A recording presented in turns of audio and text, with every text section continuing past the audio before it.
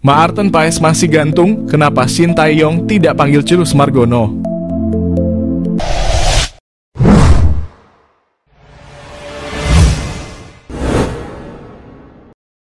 Seperti diketahui, timnas Indonesia asuhan Shin Tae-yong berhasil mendapatkan suntikan tenaga baru pemain diaspora di posisi penjaga gawang Maarten Paes. Kiper yang kini bermain bersama FC Dallas di Major League Soccer ini sudah mendapat rekomendasi dari DPR RI untuk dinaturalisasi sejak bulan Maret lalu. Akan tetapi pada waktu itu hanya ada Nathan Chuaon, Tom Haye, dan Ragnar Oratmangoen yang berhasil dinaturalisasi. Sedangkan Paes baru menyusul mengambil sumpah kewarganegaraan pada April lalu. Namun kendati telah resmi menjadi seorang WNI, Maarten Paes tidak serta-merta bisa tampil untuk timnas Indonesia. Sebab ia belum menyelesaikan proses perpindahan federasi yang terbentur oleh statuta FIFA. Karena prosesnya yang belum selesai, timnas Indonesia pun belum bisa menggunakan jasanya. Termasuk di laga terakhir kualifikasi Piala Dunia Zona Asia putaran kedua. Lantas mengapa Shin Tae-yong tidak memanggil Chirus Margono? Padahal secara postur dan skill kiper 22 tahun itu tidak kalah dengan Maarten Paes. Dirinya juga sudah mengembalikan status WNI miliknya dengan mengambil sumpah pada Maret lalu. Usut punya usut, pelatih timnas Indonesia asal Korea Selatan itu rupanya memiliki alasan tersendiri untuk tidak memanggil Chirus Margono. Rupanya, Shin Tae-yong belum pernah sekalipun melihat bagaimana permainan kiper klub Yunani, Panathinaikos itu. Oleh karena itu, ia belum bisa menganalisa apakah Chirus Margono akan cocok dengan skema permainan yang dimainkan atau tidak.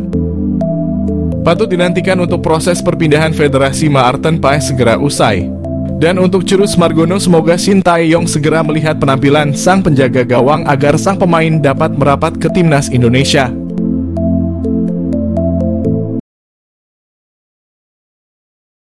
Respons Erick Thohir soal Maarten Paes bisa bela timnas Indonesia bulan September.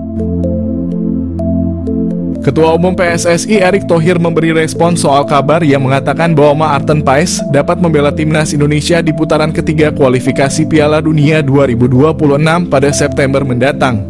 Kabar tersebut pertama kali diucapkan Menteri Pemuda dan Olahraga Dito Aryo Tejo saat kunjungan di wilayah Kendal, Jawa Tengah. Pada kesempatan itu, Menpora mengatakan bahwa Maarten Paes bisa membela timnas Indonesia di putaran ketiga kualifikasi Piala Dunia Zona Asia pada September mendatang. Semenjak diungkap Dito, kabar ini sontak ramai jadi sorotan. Pasalnya, pecinta sepak bola tanah air memang sangat menantikan kehadiran Paes di timnas Indonesia untuk mengarungi putaran ketiga kualifikasi Piala Dunia. Respons Erick Thohir terkait hal tersebut, pengamat sepak bola Roni Pangemanan mengaku sudah menanyakan langsung kebenarannya kepada Erick Thohir. Menjawab pertanyaan tersebut, Erick Thohir mengatakan bahwa pada bulan September, Maarten Paes belum pasti bisa dimainkan. Adapun saat ini PSSI masih terus berusaha agar kiper 26 tahun tersebut segera berseragam merah putih. Yang terpenting saat ini, kata Bung Ropan, Maarten Paes sudah resmi menjadi warga negara Indonesia atau WNI. Sekarang tinggal perpindahan federasi saja yang masih alot. PSSI sampaikan kabar terbaru soal Maarten Paes, supporter timnas Indonesia akhirnya bisa bernapas lega. PSSI menyampaikan kabar terbaru soal proses perpindahan federasi calon pemain timnas Indonesia, Maarten Paes, yang sampai saat ini tak kunjung tuntas. Anggota Exco PSSI Arya Sinulinga mengatakan bahwa penyebab Maarten Paes belum bisa memperkuat timnas Indonesia karena terbentur regulasi FIFA. Menurut Arya Sinulinga, alasan Maarten Paes tidak bisa memperkuat timnas Indonesia karena pernah bermain untuk timnas Belanda U21 ketika usianya sudah 22 tahun.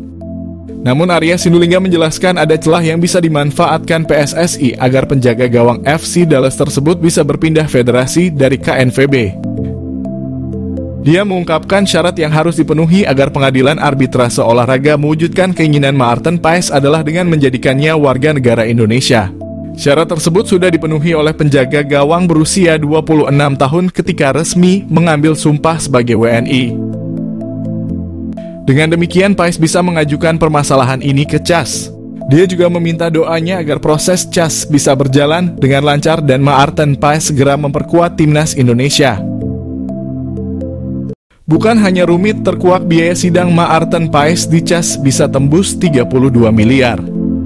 PSSI sedang mengusahakan agar Maarten Paes bisa bersyarat membela timnas Indonesia. Salah satu langkahnya adalah lewat jalur CAS.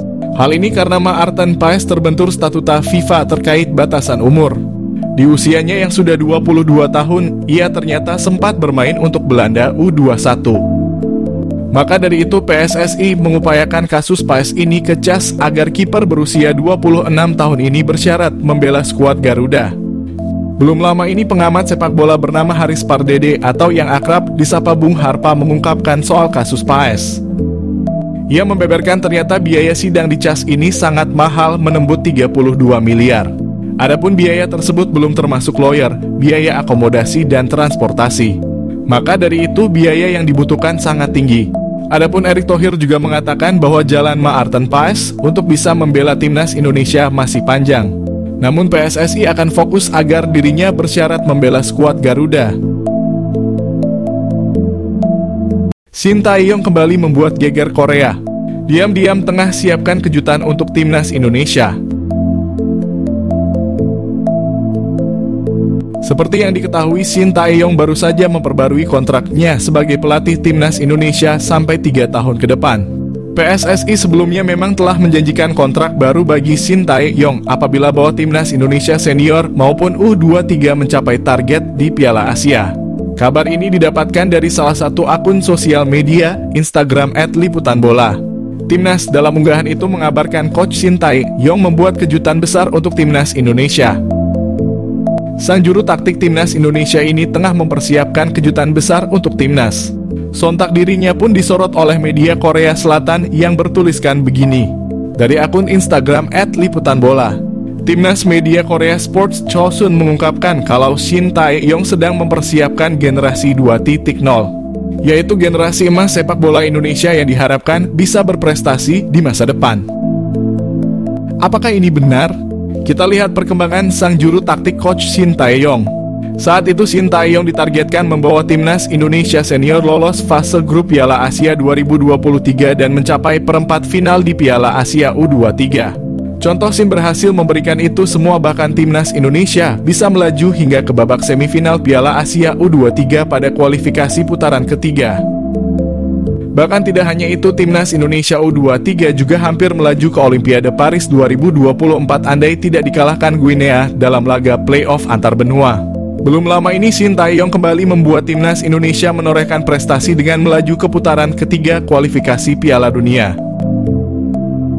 Yang lebih menariknya atas kiprah sang pelatih timnas Indonesia.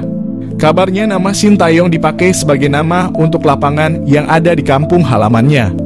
Tentunya apresiasi terhadap Shin Tae-yong ternyata juga dilakukan di Korea Selatan, di mana nama sang pelatih diabadikan menjadi sebuah lapangan. Bahkan nama Coach Shin Tae-yong dijadikan lapangan sepak bola bernama Shin Tae-yong Football Park di Yongdeok yang merupakan kampung halaman sang pelatih. Pada saat peresmian lapangan tersebut, media asal Korea Selatan yakni Sport Chosun merilis artikel yang menyebut jika Shin Tae-yong tengah menyiapkan suatu hal untuk timnas Indonesia. Namun dalam perjalanannya, Shin Tae-yong berujar kalau bebannya menangani timnas Indonesia saat ini jauh lebih berat dibandingkan sebelumnya. Apakah benar begitu? Kita lihat ke depannya. Dan Zandbergen calon striker naturalisasi timnas Indonesia. Dan Zandbergen melakukan video call dengan tenaga ahli Kemenpora, Hamda Hamadan. Lantas, apakah striker berusia 22 tahun itu menjadi target untuk dinaturalisasi? Proyek naturalisasi untuk membawa timnas Indonesia menjadi lebih baik masih dilakukan. Saat ini sudah beredar kabar bahwa ada beberapa striker yang menjadi incaran. Di antaranya yang masuk dalam rumor adalah Ole Romani dari FC Utrecht dan Philip Tietz dari Augsburg. Namun, tiba-tiba muncul Zandbergen. Hamdan adalah salah satu orang yang ikut aktif dalam mencari pemain-pemain keturunan untuk dinaturalisasi. Perannya sudah ada sejak PSSI dipimpin oleh Mochamat Iriawan. Timnas Indonesia era Shin Tae-yong sudah punya 2 pemain naturalisasi bertipe menyerang. Ada Rafael Struijk dan Ragnar Oratmangoen. Munculnya sosok pemain bernama Dean Zandbergen kembali menjadi sorotan publik Indonesia. Dean Zandbergen memang bukan nama pemain baru di kalangan pencinta sepak bola Indonesia. Pasalnya dia sudah kerap disebut-sebut bakal menjalani proses naturalisasi menjadi warga negara Indonesia. Dia sebelumnya sempat diketahui telah mengikuti akun Instagram PSSI. Yang paling baru, Dean Zandbergen melakukan hubungan komunikasi melalui video call dengan staf ahli Menpora, Hamdan Hamadan. Hal ini pun menjadi pertanyaan besar, apakah Daan bakal menjadi pemain naturalisasi berikutnya yang diproses PSSI. Sebab Hamdan punya rekam jejak mengurus berbagai keperluan ini selama membantu PSSI. Dean Zandbergen merupakan pesepak bola kelahiran Belanda pada September 2001. Artinya pesepak bola yang berposisi sebagai penyerang ini usianya telah menginjak 22 tahun. Karirnya di dunia sepak bola memang lebih banyak berkutat di negeri kincir angin. Sejak masih berusia muda, dia sudah berlatih bersama TOGB Youth, SC Excelsior, hingga BVV Barendrecht.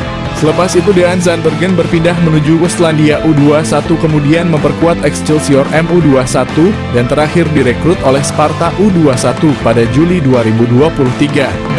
Sepanjang musim ini, Dean Zandbergen sudah bermain sebanyak 21 kali bersama Sparta Rotterdam U21 di kasta ketiga Liga Belanda. Dari semua aksinya itu, dia menyumbangkan 4 gol dan 5 assist.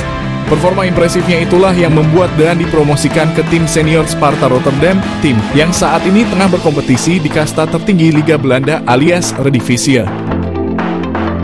Meskipun demikian, sejauh ini belum diketahui secara pasti dari mana garis keturunan Indonesia diperoleh pemain berusia 22 tahun tersebut.